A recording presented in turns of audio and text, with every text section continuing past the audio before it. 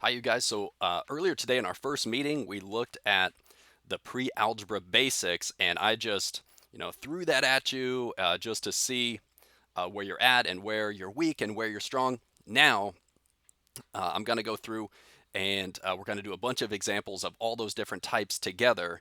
So hopefully this will work for you. This is how lectures will typically be. I've got my handheld uh, camera right here. And what I'm going to do, I'll show you. I'm going to put it on my stand. And this is just looking straight down at my desk here and my notes that I would write on the board as lecture. And we're just going to go for it. Okay, so the pre-algebra basics and where we begin, just like in lab 1. For any number crunching, use a calculator. And we've got our first example right there. So the calculator I'll be using is the same one that I recommended in the syllabus. It's right here, the TI-36X. This is actually the Pro, which has a few extra features, none of which are going to be needed for our class. So it has all the same functions effectively for that as just the TI-36X, which the Pro is maybe like $2 more or something, I think. All right, so here's what we got. For this number crunching, let's say something like 8 divided by 4 times 2 plus 3 parentheses negative 6 plus 1 parentheses, and of course that's multiplication. So in a case like this, I'm just going to enter exactly what I see, that whole thing right here in my calculator. So I got 8 divided by, and it's got a slash instead of the division symbol, but same thing. Okay, 4 times 2 plus 3 parentheses. My negative sign is down here at the bottom, not to be confused with the minus sign. There's my negative sign. And every calculator I've ever seen has a negative sign different than the subtraction sign. And there we go. 8 divided by 4 times 2 plus 3 parentheses negative 6 plus 1. And there we go. It's negative 11. In this sort of situation comes up in the class, no need to show any work in between. Just crunch that out. Negative 11. There you go. Okay, now there's a reason why I do this example in particular, and it highlights a few nice things, right? So we had the negative, we had to talk about, that was good.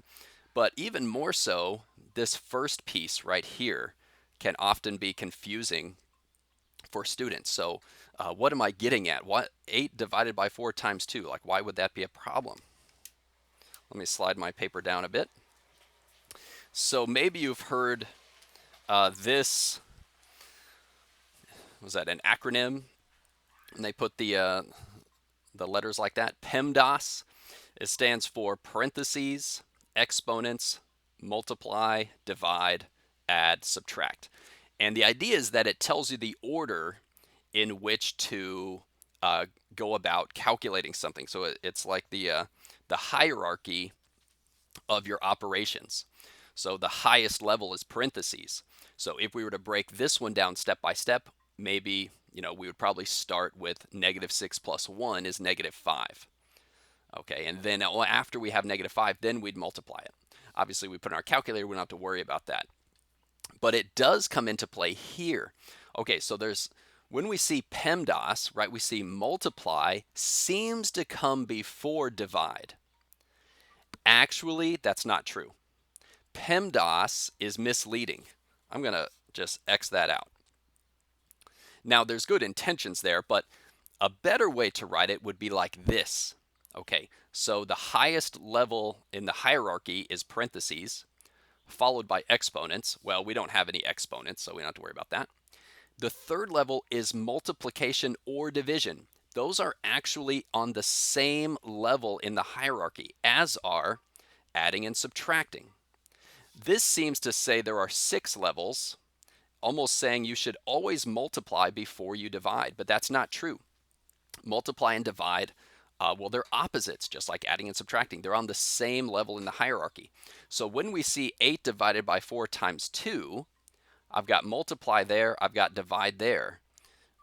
And since they're the same level in the hierarchy, I should just do this from left to right. So if we wanted to break this down, we'd start with 8 divided by 4, which is 2, and then 2 times 2, which is 4. Okay, now obviously we're going to be using calculators, but that sort of thing is still good, really, really good to point out here. All right, let's move on. I've got another example. This one has got a little bit more going on. We've got this big fraction. That'll be good. We're definitely going to see our fair share or more than that of fractions in statistics. Okay, so I'm going to grab my calculator. Now I could, if I was careful, I could do this entire thing all at once. But I'm not going to do that. I'm actually going to do the numerator on its own and then the denominator on its own, and then we'll go from there. So in the numerator, 5 parentheses 5 times -2 minus, and here we're subtracting a negative, so I can put the parentheses, and now I'm going to use the negative button, -3 parentheses. And if you may remember that subtracting a negative is actually adding. Okay, so our numerator is -7. Okay, let's do the denominator. Now we finally have an exponent, right? 6. On these calculators, let's see if I can focus any better. Okay, oh, that's just slightly better, I think. Focus. On these calculators, they have a button specifically for squaring right there. So I can just hit that and it'll square the 6. I could also, if I back up, after you put the 6, you can also use this one, it's like an X with a little box as an exponent, and then you can type in whatever exponent you want, and so you might say 2. But for a square, I kind of like the squared button. Okay, so anyway, 6 squared plus parentheses -5 parentheses 3, and our denominator is 21. Okay, so the first thing I wrote was -7 over 21. Now you may remember, or may sound familiar, that you can reduce a fraction like that. We could reduce it by hand, or we could have our calculator do the reducing, and this is pretty nifty. So if I say, just my answer here, -7 divided by 21, and I want to see the reduced fraction, here's what I can do. Before I hit enter, on these calculators, there's this button, and you see above this thing, actually, you know what? You see this double arrow right there. I'll hit that double arrow.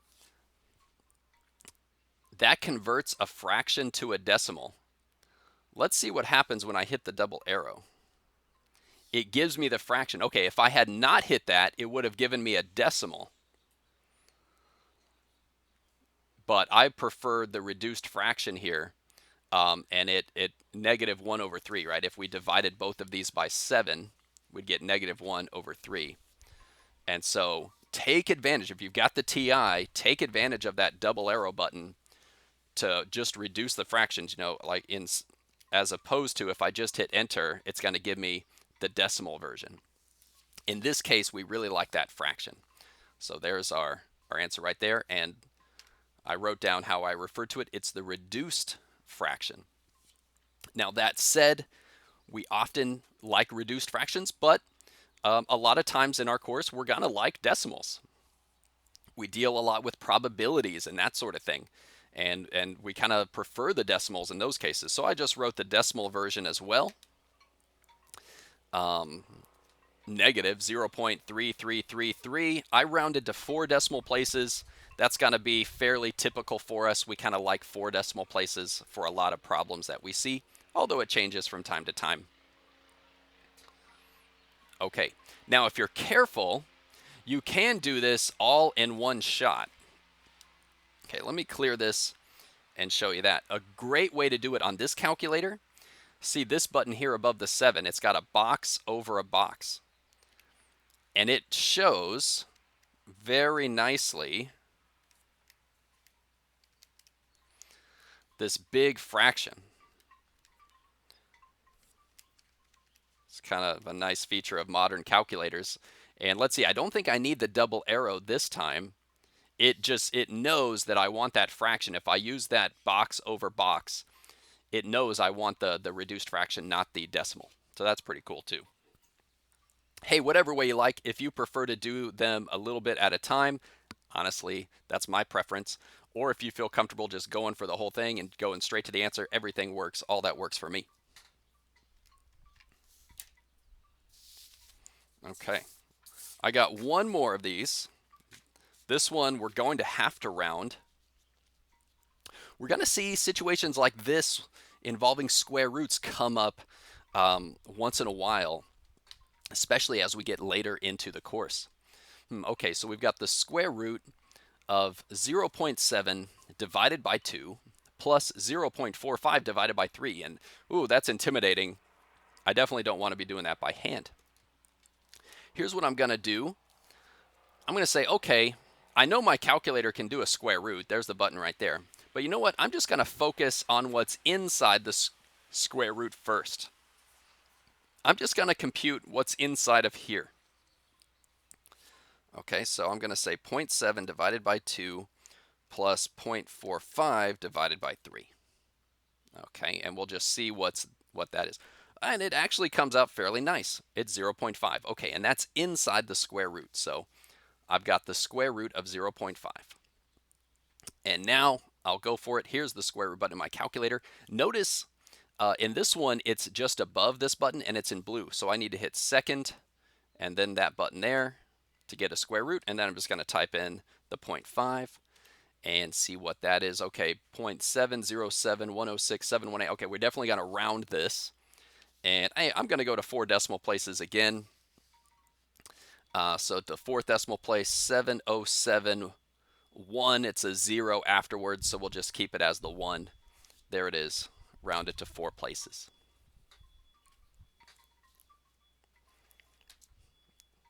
Okay. Now again, we could do this whole thing at once if we were careful. You know, I can do square root. Actually, this isn't too bad at all. You know, we can put the square root on the entire thing, and okay, there's our answer. Very nice. Now, lots of calculators can do these same features, right? Lots of modern scientific calculators can convert decimals to fractions. And have maybe even a symbol like that double arrow, or here you see the F double arrow D, fraction to decimal. But I find the TIs are very, very user friendly, and the buttons are just right there, presented really clear.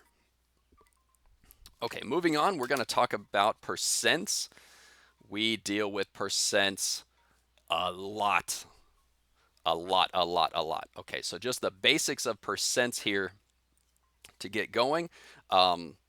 We're going to look at converting to a percent. Okay, so here I'm in part A, I'm showing a decimal number. What's the equivalent as a percent, right? So if we have 0.56, what percentage does that represent? And maybe it sounds familiar. Oh, okay, well, I'm supposed to move the decimal over twice.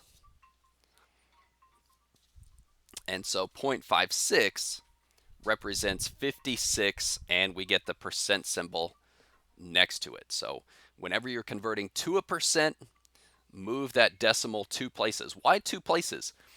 Because we're thinking of this out of 100%, and 100 is 2 place values. Okay, moving on.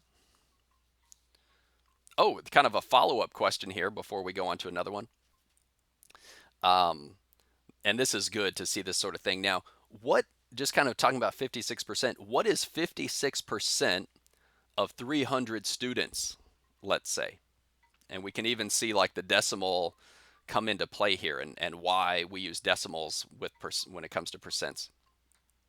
How would we find 56% of 300 students?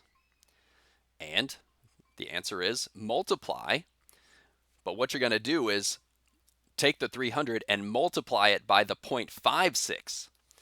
So usually we see, we talk about percentages, but when they're actually in a computation, we think of them as decimals the vast majority of the time. There are some exceptions, but the vast majority of the time we use the decimal version when we do a computation.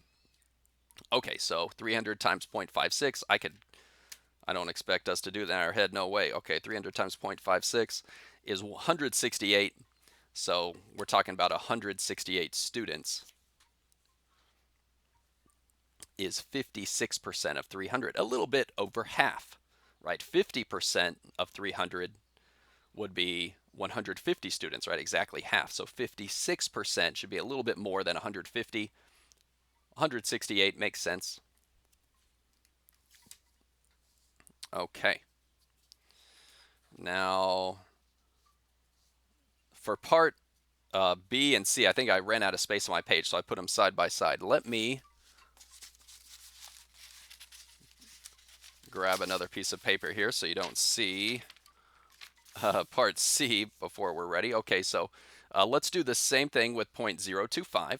Again, the idea is to convert to a percent. We say, oh, 0.025. Okay, so same idea. We're going to move the decimal over twice, move it to the right, and so the percentage there, 2.5%. Percentages themselves can certainly be decimals, and so we'd say that's the percent version after we've moved that decimal place. Okay, and then over here, how about 4.108? Well, same idea. We're going to move that decimal place twice, so it becomes 410.8. Oh, looks like there's an ant found its way onto my lecture notes here. Okay, 410.8%.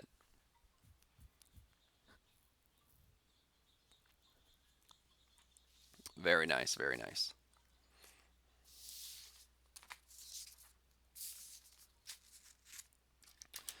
I think we have time for one more example before I stop this video, and we'll pick it up in the next one. Okay, still talking about percents. We've got this problem, and now we're really seeing where statistics comes in. Okay, so let's take a look at that graph. It's a bar graph, just for a moment. All right. So we've got these three types of flowers: lilies, roses, and tulips. And what it's showing us is how many of each we have, right? So 10, 20, 30, 40. So what I'm trying to show is there are 30 lilies, there are 40 roses, and there are 10 tulips. Let me make that a bit more clear. Okay. And then the question is, what percent of these flowers are lilies? Out of all of the flowers, what percent are the lilies? Okay. Well, how are we going to do that? Well, I think I'm just going to show you all my work here. I've got it kind of written out to the side, so here it is. If we want to know the percent of all those flowers that are lilies, we're going to look at how many lilies there are and divide it by the total number of flowers. Okay, so we got 30 lilies, and the total number of flowers, well, there's 30 here, 40 here, 10 more here. So 30 plus 40 plus 10 would give us 30 out of 80. And you think because we want to know the percent, we need the decimal version of that number. So you grab your calculator at that point. 30 divided by 80 comes out to a nice 0.375. Why would we want the decimal version? Because we're then, to get the percent, we're then going to move that decimal place twice. And there's our final answer, 37.5%.